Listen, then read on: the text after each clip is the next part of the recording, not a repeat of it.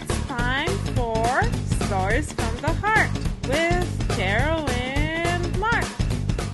Hello, beautiful friends, and welcome to another Stories from the Heart with Carol and Mark. Yippee! And today we have a beautiful story. Oh, really? About the power of being gentle.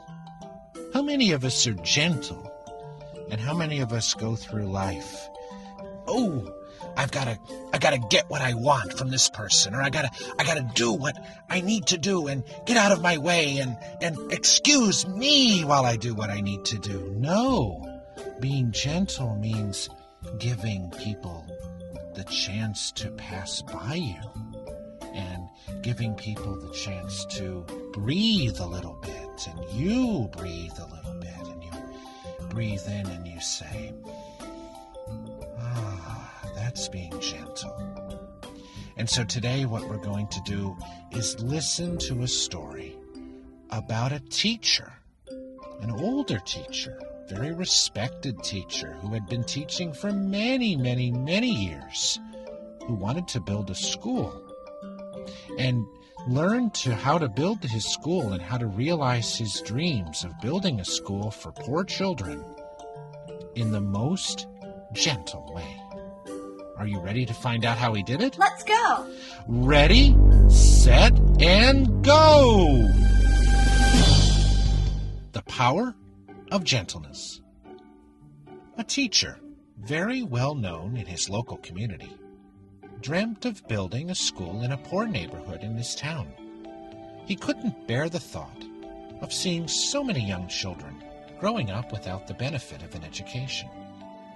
So one morning, he set off to take his plans to build a school to City Hall. The mayor listened to his plans and then exclaimed, "I think it's a terrific plan. Our law doesn't always support what's good. You go ahead and build it, and we'll give you the proper authorization." The professor was determined to become a voice for all those voiceless children and insisted, "But Mr. Mayor, I personally lack the money to pay for the school construction, and the school is so important for the children." "Well, what can we do?" the mayor said.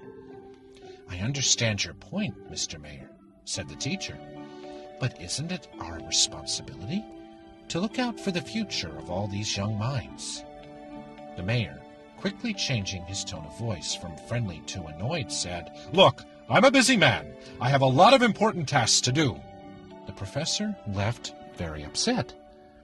Despite what the mayor said, he couldn't bring himself to leaving the children without a school.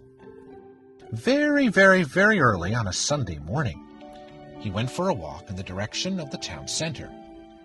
He was so lost and deep in prayer, asking God for help, that he wandered without thinking into the busy marketplace. Now the town's market was busy, filled with eager shoppers rushing about buying groceries.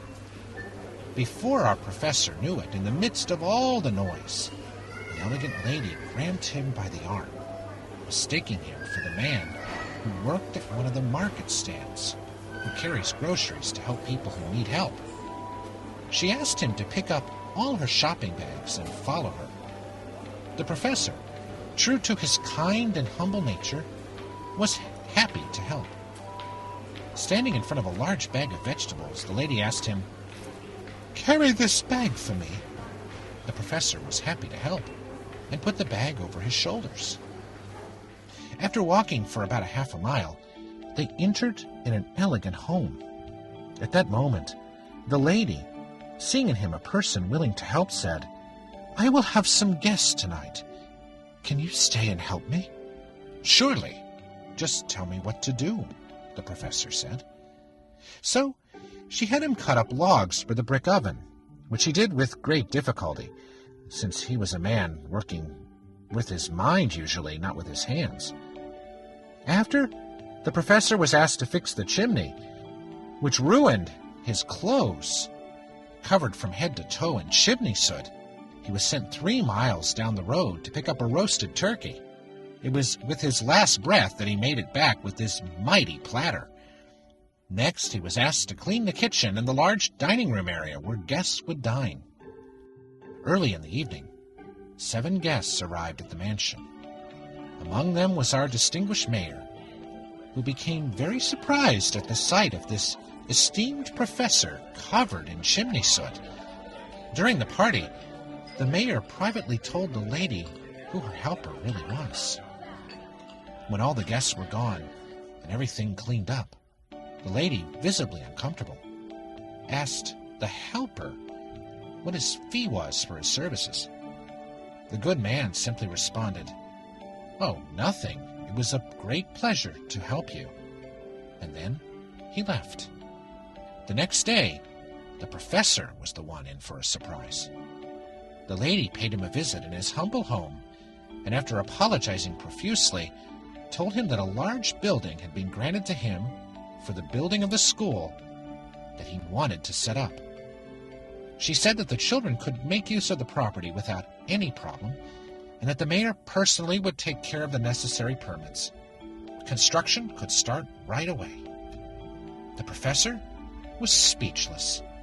Tears of joy came running down his cheeks, and he kissed the lady's hand in appreciation, gratitude, and friendship. The professor's good nature had made it possible to overcome all the obstacles he had faced. Actions are more powerful than words. Once again, the power of gentleness won. Yay! Wow. So did we learn a lesson here? If you really want something, is it a good idea to push your way to the front of the line to get it?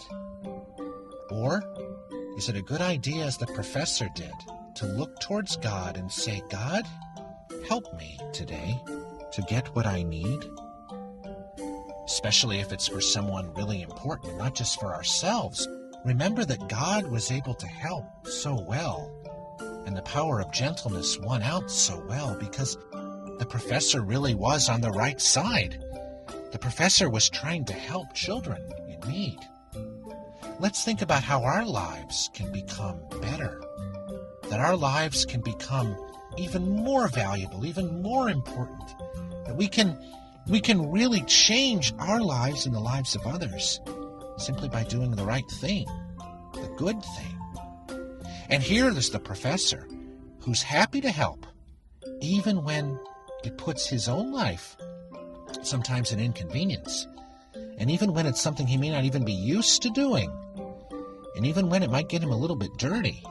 But he's willing to help, and he puts his faith in God, knowing God must have given me this task for some reason.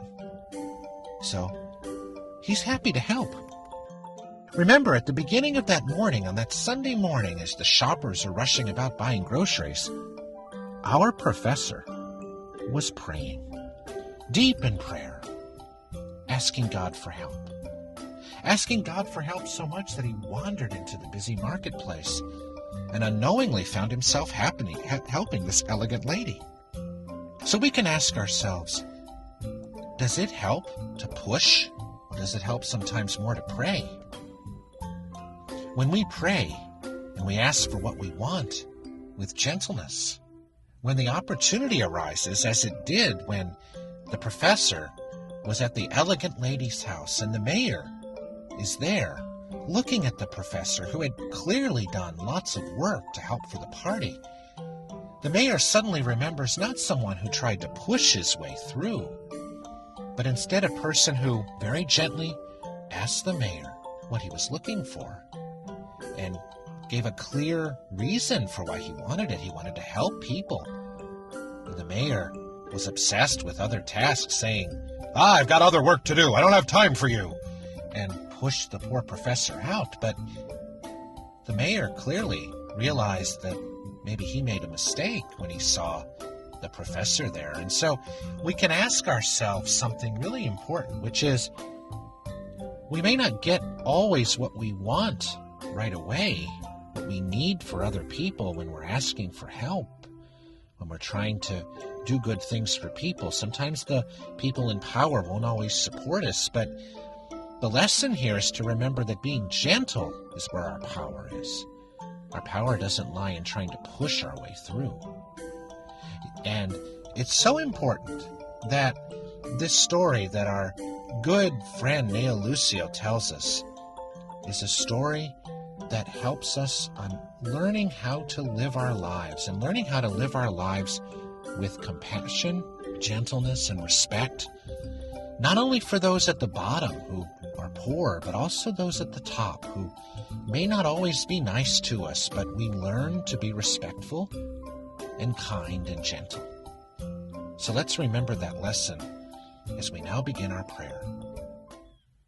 Dear God, thank you so much for this important lesson from Neo Lucio about the power of being gentle and kind, and the power of trusting in God, the power of prayer, and the power of remembering that our power lies not in pushing our way through, not in being aggressive or being just like those who might try to be aggressive, but instead our power lies in being gentle and patient and learning to trust that one day the real truth will come out, that one day those who need it will get what they need if we simply pray and trust in the power of being gentle and trust in the power of God and Big Brother Jesus. And so be it. What a lesson. And I hope you enjoyed today's story, and that we continue to think about ways we can be more gentle throughout the week, until we come again for another Stories from the Heart with Carol and Mark. We'll see you next week. We love you. Bye.